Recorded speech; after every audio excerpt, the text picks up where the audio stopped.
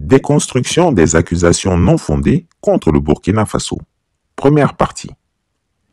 Le 14 mai 2024, la chaîne française de service public, France 24, a invité sur son plateau l'un de ses journalistes, Wassim Nasr, pour porter des accusations graves dans le cadre d'un entretien intitulé « Poursuite des massacres au Burkina Faso », l'armée dénoncée par un rapport de Human Rights Watch. Pendant près de 10 minutes, Wassim Nasr a dépeint le régime du capitaine Ibrahim Traoré comme incompétent et impliqué dans des massacres sur sa propre population, plutôt que de combattre les terroristes. Ce document vise à déconstruire ces accusations et à présenter les faits de manière objective. Nous commencerons tout d'abord par vous rappeler ce que cache l'organisation Human Rights Watch, en abrégé HRW, en relisant un extrait d'un article paru dans le journal Le Temps du 28 janvier 2011 au sujet de la crise post-électorale de 2010 en Côte d'Ivoire. L'organisation londonienne Human Rights s'est encore discréditée dans la crise ivoirienne en produisant un rapport grossièrement mensonger et ridicule. Ils auraient été un peu plus intelligents en produisant un rapport équilibré sur les droits de l'homme en Côte d'Ivoire, parce que dans cette crise, il y a quand même deux camps opposés. Mais comme l'organisation anglaise Human Rights Watch avait une mission bien précise contre la Côte d'Ivoire, elle s'est contentée de réciter une dictée dont les orientations semblent être données depuis les bureaux douillets de l'Élysée. L'industrie des droits de l'homme participe aussi à l'asservissement des pays africains. C'est pourquoi, dans la guerre que la France et certaines multinationales livrent à la Côte d'Ivoire, Human Rights Watch a décidé de jouer sa partition en accusant le régime en place de tous les crimes. L'organisation vient de produire un rapport que même un stagiaire en question des droits de l'homme ne se permettrait pas de produire pour sa crédibilité.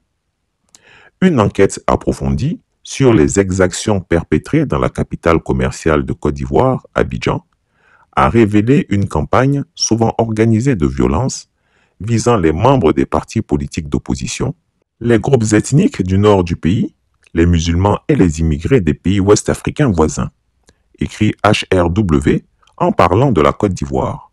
En somme, la même rengaine. On s'étonnerait d'ailleurs que ces thèses manquent à ce rapport dans cette crise. L'ethnie, la religion et la xénophobie sont les points sur lesquels cette organisation prospère le plus. L'acharnement de HRW sur la Côte d'Ivoire est motivé par un homme qui veut faire main basse sur les richesses de ce pays. Il s'agit du milliardaire américain d'origine polonaise, George Soros, très lié à Victor Bout, l'un des plus grands trafiquants d'armes de ce monde. En 2000, George Soros a versé au total 100 millions de dollars, soit plus de 60 milliards de francs CFA à la même Human Rights Watch pour un travail de sape sur la Côte d'Ivoire. L'homme est aussi l'un des grands donateurs de l'ONU et de bien d'autres structures. Il a fait l'affaire de Ouattara, pour qui l'argent n'a pas d'odeur. Aujourd'hui, George Soros a dans son viseur 29 pays africains qu'il veut à tout prix déstabiliser. En 2002, il avait précisé ses principes machiavéliques dans un ouvrage intitulé « The Deficiencies of Global Capitalism ». Ce partisan du capitalisme sauvage écrit que « La démocratie et la société ouverte ne peuvent être imposées que de l'extérieur parce que le principe de souveraineté fait obstacle à l'ingérence extérieure. Certes, il est difficile de s'ingérer dans les affaires intérieures d'un des pays souverains, mais il est important de reconnaître le problème. Pour lui, si une nation décide de contrôler ses propres ressources et souhaite maîtriser par elle-même ses outils de développement, c'est une société fermée qui doit être combattue. On comprend pourquoi il combat la Côte d'Ivoire par tous les moyens. Avec la complicité de Human Rights Watch, il a mis en avant la question des droits de l'homme en 2000, une manière de préparer l'opinion occidentale à accepter une attaque contre la Côte d'Ivoire, ce qui a été fait en septembre 2002. D'ailleurs, George Soros précisait dans ce même ouvrage que les États ont des intérêts, mais pas de principes. on peut comprendre tout l'acharnement de HRW contre la Côte d'Ivoire. Fin de citation. Le décor étant bien planté, nous pouvons passer à la déconstruction des accusations faites au Burkina Faso par ces médias français de propagande, comme les définit Emmanuel Macron. Ces avancées sont considérables. Elles sont également favorisées par le dynamisme des journalistes de France Média Monde, et j'entends bien poursuivre avec vous et vous demander de redoubler d'efforts en ce sens, en lien avec l'Organisation internationale de la francophonie, comme en lien avec l'ensemble, justement, des opérateurs, dont TV5 Monde et l'Agence universitaire de la francophonie. Toutes ces actions d'influence ne seront possibles et efficaces en complément de la diplomatie économique que j'évoquais. Les faits présentés par France 24. Massacre de civils en février 2024. Nous vous parlions il y a presque un mois maintenant de ce massacre de civils dans le nord du Burkina Faso. 223 civils tués, dont des enfants et des femmes. Des exactions documentées par Human Rights Watch, commises par l'armée. La justice affirmait à l'époque avoir ouvert une enquête. Nous vous proposons aujourd'hui de nouveaux éléments déterminants, des vidéos, des photos de civils attaqués, des documents extrêmement choquants, vous allez le voir, qui illustrent l'ampleur du massacre. Wassim Nasr, bonjour. C'est vous qui avez effectué ce travail. Et on commence dans le village de Soro, où 179 personnes, d'après Human Rights Watch, dont 36 enfants et 4 femmes enceintes ont été exécutées par l'armée. Oui, et même le bilan est monté jusqu'à plus de 200, hein, avec les derniers chiffres. On va tout de suite commencer avec un habillage, avec une vidéo, pardon, de Soro. Donc là, on voit à terre ce qu'on a évidemment flouté pour les téléspectateurs. Ce sont des cadavres, des amas de cadavres d'hommes, de femmes et d'enfants, dont des enfants en très bas âge.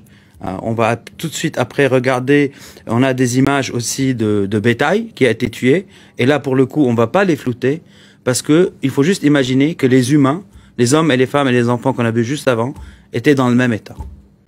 Donc juste pour que vous imaginiez l'ampleur de ce qui s'est passé, ce qu'on avait avant, donc le rapport de Human Rights Watch avait des images satellites du charnier, des gens qui ont été enterrés. On a eu nous-mêmes, comme Human Rights Watch, des témoignages des gens qui ont aidé à enterrer les cadavres. New York Times a fait un papier qui va dans le même sens. Là, c'est le chaînon manquant. Donc ce sont les images juste après la tuerie. Et ce qui est intéressant dans cela, et on va voir aussi des photos par ailleurs, c'est que ce sont les djihadistes qui ont filmé.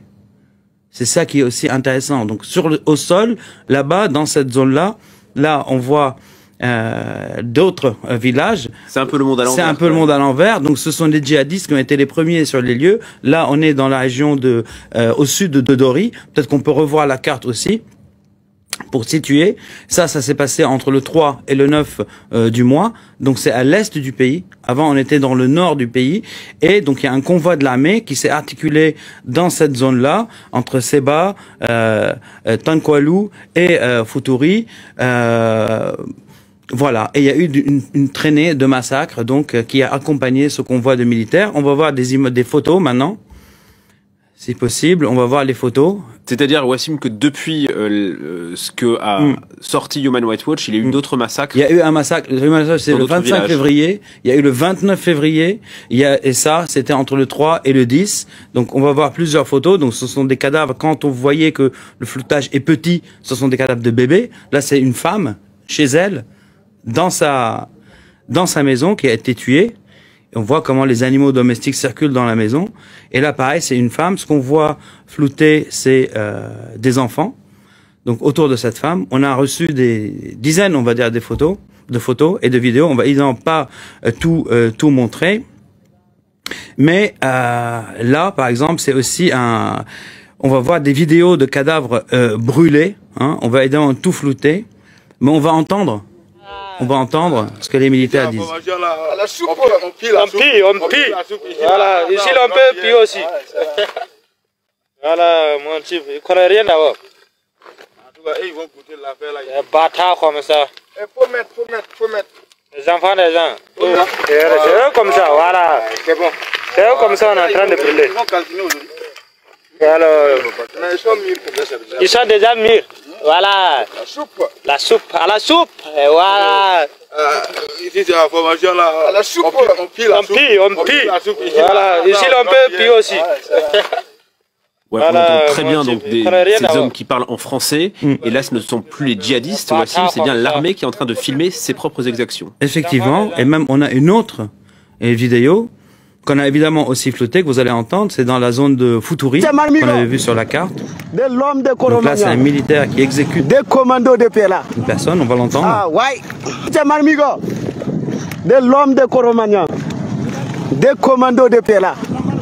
Ah ouais. Son la auto. Son bon rawini bala. Tu derrière l'île.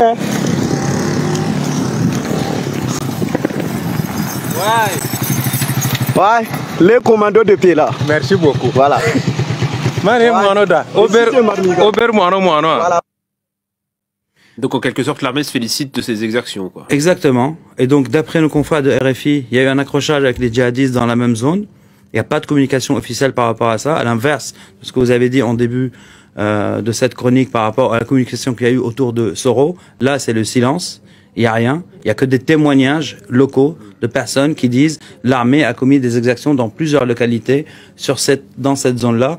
Et encore une fois, les premiers arrivés sur les lieux pour filmer, c'est quand même les djihadistes. Donc c'est un peu, on est dans une zone où les ONG ont été chassés, il n'y a plus que les habitants face à l'armée et aux djihadistes. Donc c'est la situation actuelle qui prévaut au Burkina. On parlait à l'époque de Human Rights Watch de 223 civils tués, dont des femmes et des enfants. Là, le bilan s'est alourdi considérablement. Est-ce qu'on a une idée du nombre de morts? On va voir déjà une carte avec des chiffres. Donc c'est la carte du Burkina Faso avec le nombre de morts rien que pour le mois de février. Hein, rien que pour le mois de février. C'est ce qui a été documenté. Donc et on parle de civils. On parle, là, c'est les morts du conflit. Civils, militaires et djihadistes. On a par contre un graphique qu'on va voir tout de suite. Et là, ce n'est que les civils. Donc entre mai 2019 et mars 2024. Et ce qui est intéressant dans ce qu'on voit ici, c'est que les djihadistes sont coupables d'exactions, mais aujourd'hui, le nombre de morts par les forces armées et les milices supplétives ou les factions supplétives, appelez-les comme vous voulez, les VDP ou autres, sont responsables d'autant, voire de plus de morts que les djihadistes au Burkina Faso. L'armée qui s'en prend aussi aux civils parce qu'elle les accuse de connivence avec les djihadistes. Est-ce que cette stratégie fonctionne contre les djihadistes pour la lutte antiterroriste? Donc effectivement, ils accusent tout le monde de connivence, mais est-ce qu'on peut accuser les femmes et les bébés et les enfants de connivence avec les djihadistes? Où est-ce que s'arrête la connivence? Donc les armées sont complètement désinhibées sur cette zone-là et les effets sur le terrain ne sont pas là.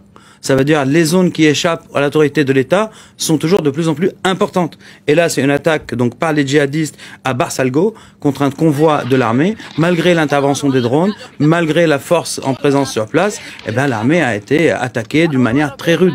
Là, on va montrer que ça. Il y a d'autres images aussi des attaques commises par les djihadistes contre les armées. Et en même temps, les djihadistes, par exemple, de l'État islamique, le 25 février, jour du massacre par l'armée dans le nord, se sont attaqués aussi à une église dans la région d'Essakan, Dori, donc la même région dont on parlait tout à l'heure. Ils ont fait une quinzaine de morts. Là, c'était l'État islamique. Dans une autre zone, à Natia Bouani, là, c'était Al-Qaïda qui s'est attaqué à des populations accusées pour le coup d'aider l'armée.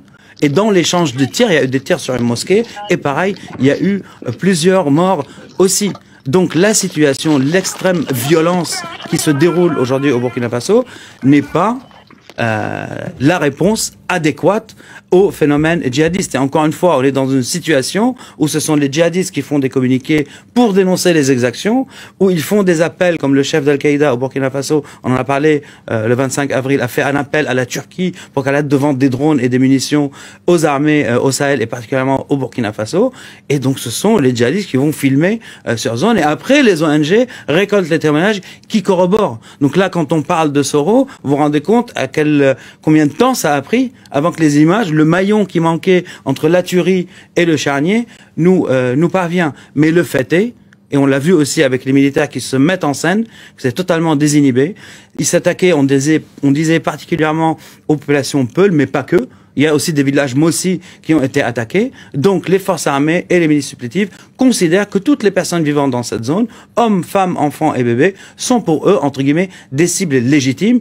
Ils le prouvent, ils le filment et ils le montrent sans souci. Et d'un autre côté, encore une fois, c'est les djihadistes qui vont documenter les exactions, alors qu'ils en sont eux-mêmes responsables sur d'autres zones, par exemple. Et on a bien vu des corps de bébés tués. Absolument. Et incendiés. Et dernière chose, on attend des armées autre chose qu'on attend des factions, des milices et des djihadistes. Donc la responsabilité des forces armées d'un pays sont beaucoup plus importantes dans ce genre d'exactions que d'autres factions informelles. Voilà un travail nécessaire, voire vital, pour un pays passé sous les radars. Et c'est aussi la spécificité de France 24. Merci beaucoup, Wassim. Quoi? En février 2024, 223 civils, y compris des femmes enceintes et des enfants, ont été assassinés dans le nord du Burkina Faso. Qui? Les assassinats auraient été commis par l'armée burkinabé et les VDP, les volontaires pour la défense de la patrie. Où? Les massacres se sont déroulés au nord et à l'est du pays, notamment sur l'axe Douri-Futuri, en passant par Seba et Tankwalou, ainsi que les villages de Soro et Barsalogo. Quand? Les événements se seraient produits entre le 3 et le 10 février, puis le 25 et le 29 février. Comment? Des tueries indiscriminées, des cadavres brûlés et des inhumations dans plusieurs charniers. Pourquoi? Les civils étaient suspectés de collusion avec les terroristes djihadistes et ont donc été désignés comme des cibles légitimes selon une armée burkinabé désinhibée qui tue par pur sadisme. Deuxièmement, les accusations directes contre les autorités burkinabées. Les militaires burkinabés tuent plus que les terroristes. Les terroristes sont devenus les gentils, tandis que les militaires sont présentés comme des tueurs cruels. Élargissement des zones hors du contrôle de l'État. Depuis l'arrivée au pouvoir du capitaine Ibrahim Traoré, les zones échappant à l'autorité de l'État burkinabé augmentent sans cesse. 807 morts pour le seul mois de février 2024 au Burkina Faso.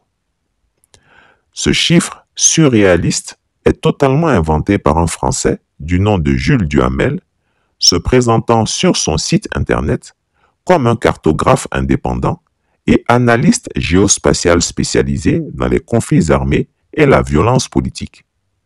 Je fournis des analystes de données et des visuels de haute qualité aux ONG, aux entreprises privées, aux universitaires et aux médias. France 24 utilise des chiffres qui n'ont été confirmés, certifiés, authentifiés par personne et insinue que ces morts sont principalement dues aux actions de l'armée et des VDP. Impunité des militaires. Les autorités sont accusées de ne pas faire la lumière sur les tueries, laissant les militaires agir dans l'impunité, sans conséquence de leurs méfaits éventuels. Troisièmement, les incohérences. Fin de la première partie. Chris Yapi ne ment pas. Retrouvez Chris Yapi sur ses deux chaînes YouTube, sa chaîne Dailymotion, Instagram et VK.